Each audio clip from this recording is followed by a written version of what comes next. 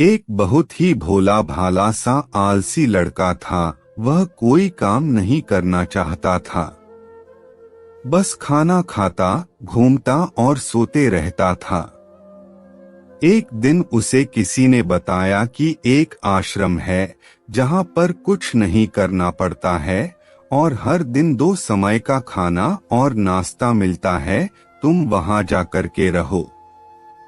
उस आलसी लड़के ने सोचा कि ये तो बहुत ही बढ़िया है और वह उस आश्रम में जाकर रहने को सोचा। और फिर वह भोला भाला आलसी लड़का अपना सारा सांसारिक जीवन छोड़कर उस आश्रम में जाकर रहने लगा। आश्रम में गुरुजी रहते थे। वह कुछ समय सबको प्रवचन देते हैं। वह आलसी लड़का सुनता था, बाकी समय आराम करता था और फिर भरपेट खाना खाकर सो जाता था। ऐसे ही उस लड़के का दिन गुजरता गया। एक दिन उस आश्रम में कुछ भी नहीं बना। नाश्ते के समय नाश्ता नहीं मिला। उसने सोचा नाश्ता नहीं मिला, भोजन तो मिलेगा। अब भोजन के समय भी उसे भोजन नहीं मिला।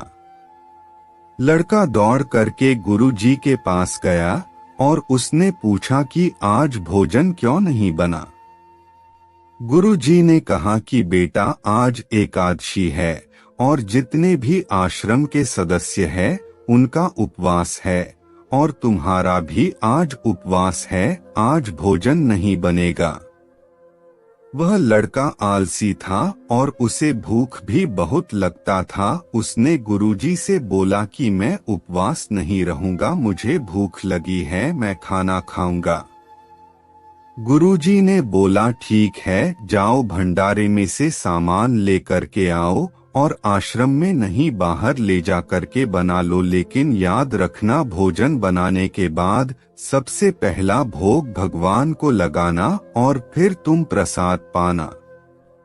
वह लड़का बोला ठीक है और फिर अनाज लेकर नदी की ओर पहुंचा। भोजन पकाने लगा, तैयार हुआ। उसके बाद कहने लगा कि भगवान श्री राम आइए, पधारिए, भोग लगाइए। अब जब उसे लगा कि भगवान तो आ नहीं रहे हैं, तो फिर कहने लगा कि मुझे मालूम है आपको तो अच्छा खाने की आदत है, मैं बना नहीं पाया और मुझे अच्छा भोजन बनाने भी नहीं आता, लेकिन जो भी रूखा सूखा बना है आकर खा लीजिए। लड़का आश्रम गया। दिन बीतता गया और फिर एकादशी का दिन आया और इस बार उसने 3-4 लोगों के लिए अनाज लेकर के खाना बनाने के लिए नदी के किनारे पहुंचा और उसने बड़े प्रसन्नता से भोजन बनाया और इंतजार करने लगा कि प्रभु आइए और भोग लगाइए। इस बार लड़का देखता है कि भगवान श्री राम पूरा राम दरबार लेकर के आए हैं, जैसे माता सीता, लक्ष्मण, भरत, हनुमान जी और सभी लोग आए हैं। लड़के ने 3 से 4 लोगों का भोजन बनाया था और इस बार भी भोजन कम पड़ गया। लड़के ने निराश होकर भोजन को प्रभु के आगे रख दिया। उन्होंने भोजन किया और फिर चले गए और इस बार भी लड़का फिर से भूख रह गया। अब लड़का फिर आश्रम गया। दिन बीतता गया और फिर एकादशी का दिन आया और इस बार गुरुजी से कहने लगा कि गुरुजी, मुझे इस बार थोड़ा ज्यादा अनाज चाहिए। गुरुजी सोचने लगे कि यह इतना सारा अनाज का करता क्या है, कहीं इसे बेचता तो नहीं है। फिर उन्होंने कहा कि ठीक है, भूख से परेशान रहता है। लड़के ने कहा कि नहीं गुरुजी, मैं भूख से परेशान नहीं रहता हूँ, प्रभु के साथ बहुत लोग आते हैं, उनको भी तो भोजन करना पड़ता है। गुरुजी को लगा कि लड़का पागल हो गया है, लेकिन गुरुजी ने सोचा कि चलो एक बार चलकर देखते ही कि लड़का इस अनाज का करता क्या है। वह भोला सा लड़का अनाज लेकर के नदी के किनारे पहुंचा और इस बार भोजन बनाया नहीं। उसने सोचा कि प्रभु हर बार ज्यादा लोगों को लेकर के आते हैं, इस बार वह जितने भी आएंगे खुद बना करके भोग लगा लेंगे और फिर प्रेम से प्रभु को बुलाने लगा। गुरुजी ये सब छुपकर देख रहे थे कि ये भोजन तो बनाया नहीं और प्रभु को बुला रहा है।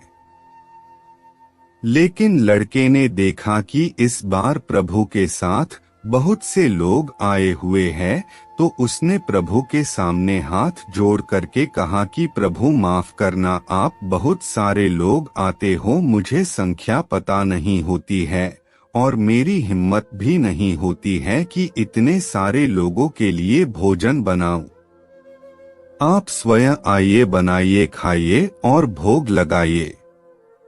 प्रभु मुस्कुराते हैं और अपने साथ आए सभी लोगों के साथ मिल करके भोजन बनाते हैं। गुरुजी ये सब छुप करके देखते हैं और फिर लड़के के पास आकर के कहते हैं कि तुम ये कर क्या रहे हो। लड़का कहता है कि गुरुजी आपको दिख नहीं रहा है कि भगवान श्री राम पधार चुके हैं, माँ सीता आई हुई है, हनुमान जी आए हैं और भी सभी लोग आए हुए हैं, भोजन बन रहा है। गुरुजी ने बोला कि पागल हो गया है, मुझे तो कोई दिख नहीं रहा है।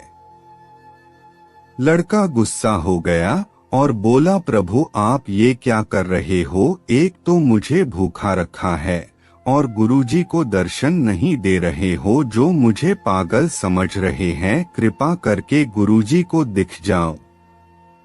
भगवान बोले नहीं, मैं इन्हें नहीं दिख सकता। लड़का बोला क्यों नहीं दिख सकते, मेरे गुरुजी तो बहुत महान है, बहुत बड़े ज्ञानी और ज्ञाता है। भगवान बोले हाँ ज्ञानी और ज्ञाता होंगे, लेकिन तुम्हारी तरह सरल नहीं है। जो सरलता तुम में है वो तुम्हारे गुरुजी में नहीं है। लड़के ने ये बात गुरुजी से कह दी कि भगवान श्री राम कह रहे हैं कि आप में सरलता नहीं है, आप मेरी तरह सरल नहीं हैं, इसलिए आपको नहीं दिख सकते। गुरुजी की आंखें नम हो गई और रोने लगे कि और बोले कि बिल्कुल सही कहा, मेरे अंदर तुम्हारे जितना सरलता नहीं है, और फिर माफी मांगने लगे। फिर भगवान ने गुरुजी को भी दर्शन दिए। ये कहानी हमें सिखाती है कि जीवन में सरलता सबसे आवश्यक है। जितने सरल बने रहेंगे उतना जीवन में आगे बढ़ते चले जाएंगे। जब आप सरल होते हैं तो आप खुद भी मुस्कुराते हैं और दूसरों को भी मुस्कुराने की वजह देते हैं। कमेंट में जय श्री राम जरूर लिखें। भगवान श्री राम जी की कृपा आप सभी पर बनी रहे। धन्यवाद।